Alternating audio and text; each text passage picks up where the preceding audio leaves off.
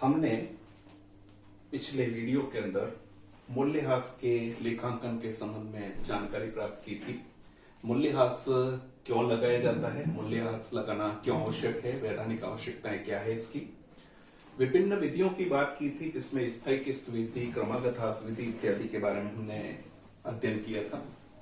आज हम स्थायी किस्त विधि से ह्रास की गणना किस प्रकार करनी है और मशीनरी या संपत्ति खाता हम किस प्रकार बनाएंगे।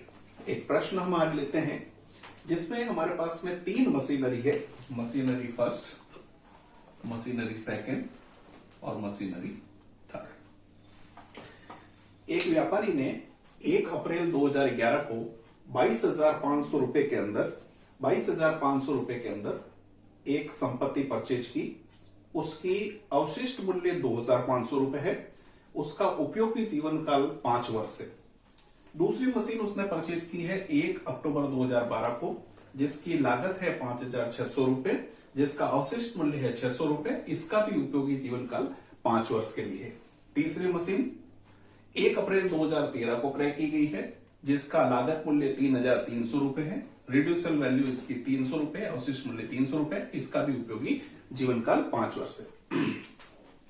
स्थायी किस्त विधि से ह्रास की गणना करने का जो हमारे पास फॉर्मूला है, सूत्र है, लागत माइनस अवशिष्ट मूल्य के अंदर भाग देंगे हम उपयोगी जीवन काल का या लाइफ का। तो देखिए मशीनरी फर्स्ट जो है 1 अप्रैल 2011 को क्रय की गई, जिसकी लागत है 22,500, अवशिष्ट मूल्य है 2,500 और उपयोगी जीवन काल है 5 वर्ष।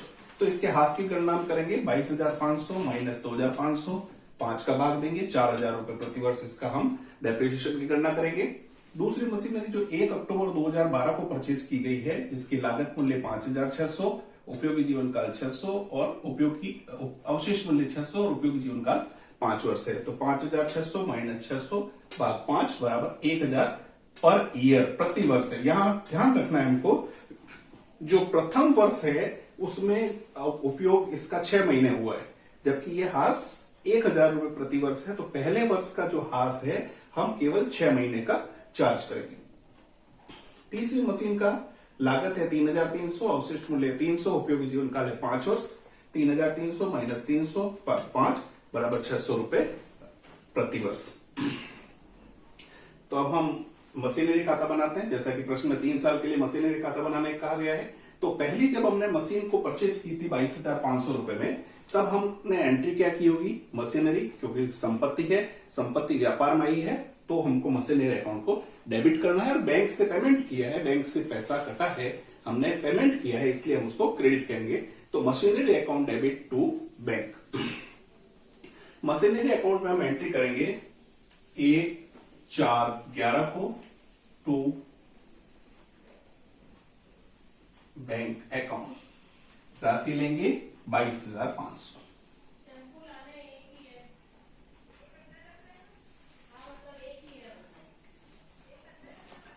31 मार्च 2011, 31/3/2012, 1 वर्ष यानी वित्तीय वर्ष की समाप्ति हुई है। हम डेप्रिसिएशन लगाएंगे बाई डेप्रिसिएशन।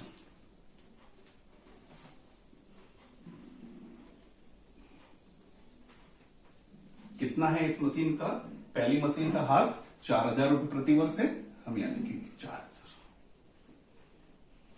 अब हम इस खाते का शेष निकालेंगे 31/3/12 बाई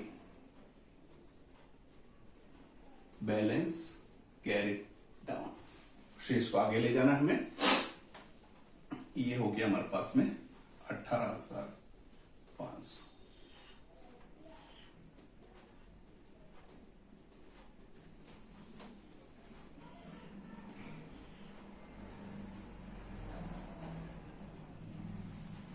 दूसरे वर्ष के प्रारंभ में हम इस शेष को आगे लाएंगे 1/4/12 को टू बैलेंस ब्रॉट डाउन 18,500। इस वित्तीय वर्ष में 12-13 में हमने एक मशीन खरीदी है 1/10/12 को, तो हम यहां करेंगे 1/10/12 टू बैंक। कितनी राशि 5,600 ये हमने 5000। अब इस मशीनरी पे हमको हाथ लगाना है 31/3/13 को बाई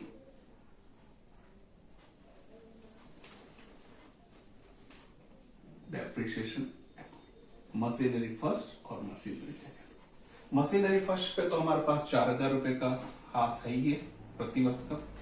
ये मशीन हमारे पास 12-13 वित्तीय वर्ष में पूरे साल उपयोग में नहीं आई है। कितना उपयोग आई है? अक्टूबर, नवंबर, दिसंबर, जनवरी, फरवरी और मार्च, यानी 6 महीने के लिए उपयोग में आई है। इस मशीन का 1 साल का ब्याज है हमारे पास 1000 रुपए, तो 6 महीने का ब्याज होगा 500 रुपए और कुल हास की राशि 4000। अब हम 31 मार्च 13 को बाई बैलेंस कैरी डाउन करेंगे। यहां सुविधा के लिए हम चाहे तो इकट्ठे कर सकते हैं, लेकिन सुविधा के लिए हमें ध्यान रहे कि इस मशीन का शेष कितना है। 18,500 में से 4000 गए तो ये हमारे पास बचा इसका शेष 14,500 और 5,600 में से 500 गए, इसका शेष बचा 5,100, 19,600।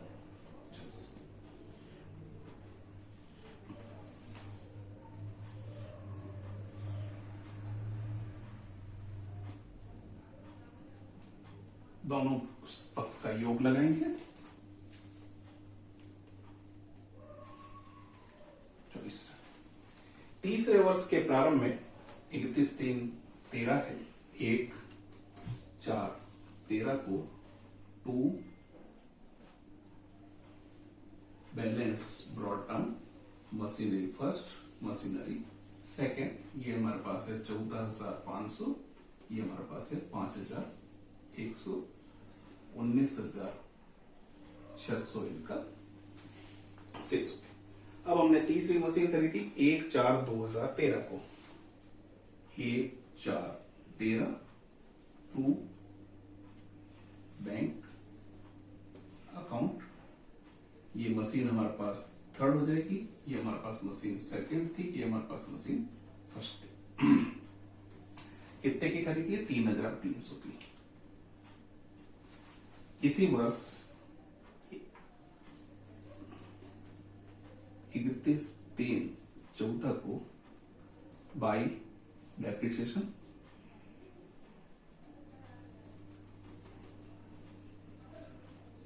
Machinery 1, machinery 2, machinery. पहली मशीन पूरे साल काम आई है, इसका ब्याज 4000, सॉरी डेप्रिसिएशन 4000। दूसरी मशीन इस साल तो पूरे वर्ष काम आई है, इसका डेप्रिसिएशन 1000। और तीसरी मशीन 1/4/2013 को परचेज की, 31/3/14 तक पूरे साल काम आई और पूरे साल का डेप्रिसिएशन है 600। कुल डेप्रिसिएशन हो गया 5,600। 31/3/14 को by balance carry down machinery first, machinery second, machinery third. Machinery first का बैलेंस 14,500 था, 4,000 उपयोग डेप्रिसिएशन लगा दिया इस बार इस वर्ष की उपयोगिता का, इसका शेष हो गया 10,000। दूसरी मशीन 5,100 थी, इसमें से 1,000 का डेप्रिसिएशन हो गया, 4,100 इसका शेष हो गया। तीसरी मशीन 3,300 की थी, 3,300 की, इसमें 600 का डेप्रिसिएशन लग गया, हमारे पास 2,700 रुपए का इसका शेष हो गया।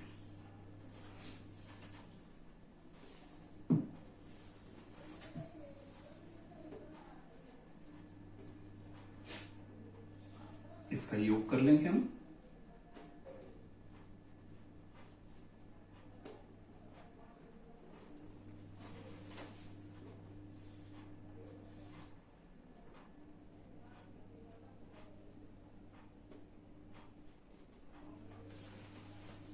ये शेष थोड़ा सा नीचे लिखें, एक लाइन में हमारे पास आना चाहिए।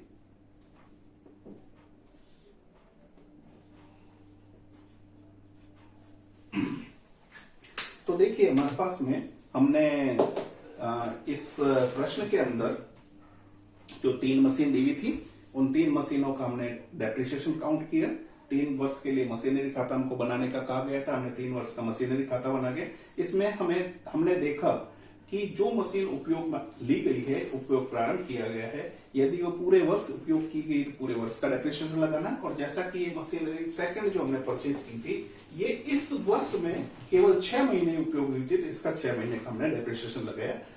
डेप्रिसिएशन जो है वो स्थायी किस्त, प्रथम मशीन का 4,000 और ये 4,000, द्वितीय मशीन पहले साल में 6 महीने हुए इसलिए 500 और 1,000, और तीसरी मशीन का 600 रुपए हमने डेप्रिसिएशन लगाया। Okay, thank you.